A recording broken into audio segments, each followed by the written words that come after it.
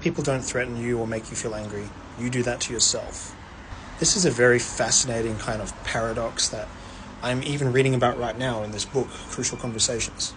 And it's making me think, like, how to best control your own emotions and how to best communicate with someone in a non-threatening manner when they are trying to be as safe as possible. So I had 3 coaches about a month ago Zoom call me, and I actually felt very threatened by that. It was very confrontational. In their mind, they were trying to be as safe and as instructing as possible.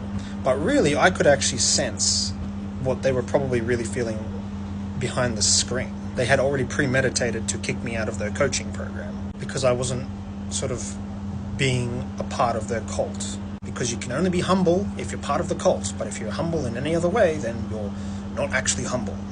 But this paradox of feeling threatened or mad or angry can only be inflicted by you yourself is such an interesting paradox, because they themselves still had to provide the stimulus for me to be able to feel that way. And it really got me thinking, like, you can still try to be the safest person to provide emotional safety for someone you really care about, but that person may actually feel even more threatened. And so it's making me wonder, in order to actually bring about the real true safety, instead of trying to reinforce the safety, is to simply let the other person speak.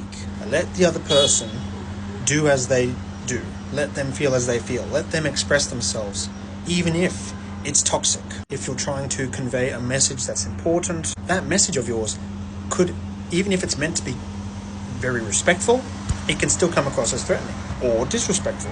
And so the only way to come out of the conversation on top is to speak less, to say less, to not share opinions, to let the other party share their opinions, to not try and share your worldview, even though your worldview may be extremely valid. To come out on top of that conversation, you just simply stay silent, or, lessen your words. Don't share your opinions. Let the other party feel and express themselves as they do. Because you trying to reinforce your position, you trying to express how much you want to connect or be safe, only reinforces the feeling of feeling threatened or disrespected. And so this actually makes me reflect on my communication style with even my own close companions, particularly a very close female companion of mine, because a lot of the time we don't know how to express ourselves. If you're ever watching avoidant attachment style stuff on TikTok or YouTube, these people are really just like dogs that have been hurt. And so no wonder when they cower back into the wilderness,